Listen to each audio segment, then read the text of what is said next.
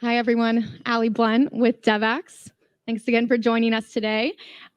Very happy to introduce our next speaker, who is Surita, President and CEO of Heifer International. I'm sure many of you here are familiar with Heifer and their work with local and national partners to help them develop holistic, locally led solutions for rural farming households. My experience with heifer goes way back. I actually received a heifer goat as a gift from my grandparents about 20 years ago. We're not talking about goats today. That will have to be for another time. We're going to talk specifically about harnessing the power of rural women and investing in youth, both of which are really the key to improving economic and climate resilience for rural smallholder farmers. Thank you again, Surita, for being here. Happy to be here. So despite making up 43% of the global agricultural workforce, women in low and middle income settings are suffering disproportionately from multidimensional poverty. Can you unpack some of the specific challenges and constraints that they're facing? Yes, but before I do that, let me thank Devex for inviting Heifer to be able to speak at this event. It's a great opportunity to be here, and also to share that we do more than just goats. But it's still great to know that people remember us for that, because we've been around 80 years and we've been working to end hunger and poverty and caring for the earth. And in terms of the question that you just asked, we work with smallholder farmer families in 18 countries around the world, and most of them are women. And what we find is they are trying to ensure that they have livelihoods, and they face these social cultural barriers as women. They're invisible to society. They're not given an education, and yet they carry the burden of taking care of their families. They feed their families, they feed their in-laws, they ensure that their kids have food, they go out and harvest, and the burden on them is to exist in patriarchal societies. That's where we work. And what we have discovered is you can't just get to the technical solutions around value chains without addressing the social cultural issues. And you have to talk about that. And with climate change, it's even worse. It's a double burden. We heard this from Vanessa.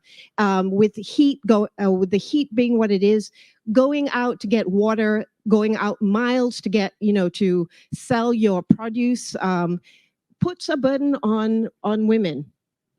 Yeah, so you told us a little bit about the challenges these women and their families face. Could you talk to us a little bit about your approach and how it stays women and youth-centered in supporting rural communities?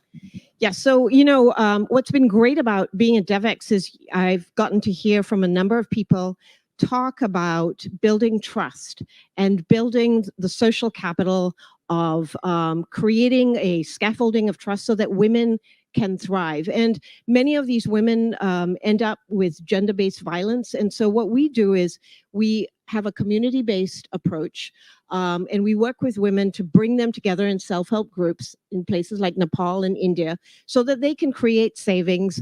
And then what happens is they end up having a voice and an agency to be able to then support them around their agro businesses. Ultimately, what we want to do is create a market system for them. They're not beneficiaries, they're partners. So how do we provide that? And that's through our community health approach.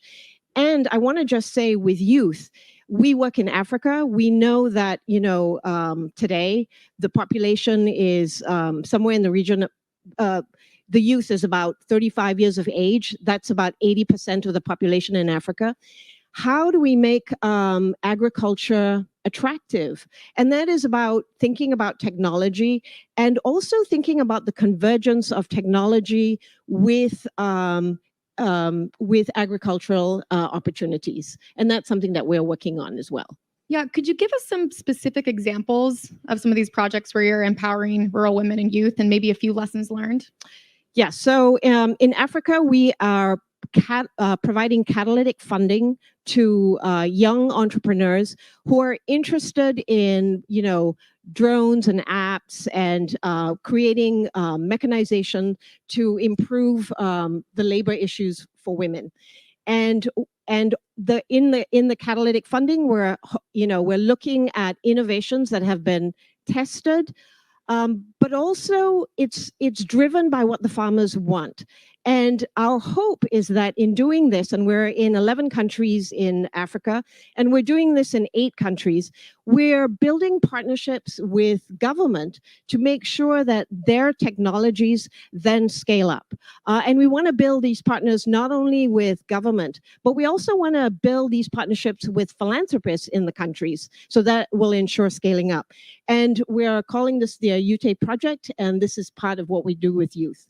With women, we have been working on ensuring that they have livelihoods in agriculture. And one way that we've been doing this, particularly with young women, has been supporting them to become agrovets, simple animal husbandry to deal with those goats so that they're healthy. And what we find is there is serial entrepreneurial abilities when they get the agency and feel like they are able to then grow their businesses. And ultimately, what do we want to do? Grow their businesses and make sure that it gets to scale. Thanks for that. Covered my next question there with what you're looking to achieve in terms of impact. I want to ask what key recommendations you would give to some of these stakeholders you've mentioned, public, private, NGO stakeholders who could influence outcomes in rural communities. Yeah, so our goal is to reach 10 million smallholder farmer families to get a sustainable living income. I will tell you that in the last year, we've looked to see where we are. And where we are with the SDGs is we're 15%, right? In terms of achieving those goals. We're not even close at Heifer International in being able to reach our goal. And here's why: because we are doing it by ourselves. If we only work with direct householders and we don't think about the whole ecosystem, we're missing a lot of people. And so what we plan to do and want to do is build partnerships with government, build partnerships with local organizations. And it's really important to recognize that the problems are happening on the ground, and people closest to those problems have to solve it. And so what we want to do is ensure that we are becoming locally led and creating the enabling environment for women and the youth to thrive. And we're not going to do it alone. So I guess, there's a call to action as a result of this. And I'm thinking about what Rory Stewart said yesterday about, transferring all of this cash and doing it in one country. Do it with organizations like Heifer, like CRS, like other local NGOs who are connected to proximate leaders, so that we can actually make the change. And don't do it in one country. Do it in diverse countries so we can test the model out to see if it will work. Great, thanks for that. Well, you've covered the funding piece, right, and the donors. How can others in the room today support Heifer's efforts? Any final call to action for your peers or others in the sector? So for those of you who still remember Heifer because of the goats and philanthropy, keep going on. Do that and look at our website. But I do want to say one thing. The next generation, and I think about this in the US, the next generation, which is the youth, what does it mean for them, right, to be philanthropic?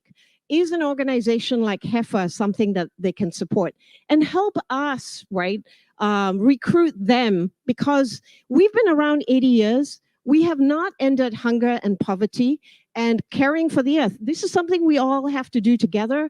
Let's figure out how we can get the next generation, right, to be part of this. And I want to just say, from Heifer's standpoint, we are looking at this from an intergenerational standpoint. What we do today will have an impact for the next generation. That's really important. So just continue and know that that's our promise and our commitment to those of you who want to join us in this effort. Yeah, a great final call to action there. I actually think someone mentioned at our summit yesterday. Why is the youth summit at COP a side event? Why is this a kind of side thought? Why isn't it part of the main COP discussions? Oh, I have a great idea. Devex next year, we bring youth here and we have the conversation with them about the very thing that we're talking about here. What do you think? Yeah. All right. We're done. Well, I guess it's time for us to walk the walk. I set myself up for that one. Thank you, Surita. I'll talk to my boss after this. And thank you again to Heifer for helping to make this event possible. We could not do it without you. Thank you for being here, and to everyone here and online for listening. So Thanks.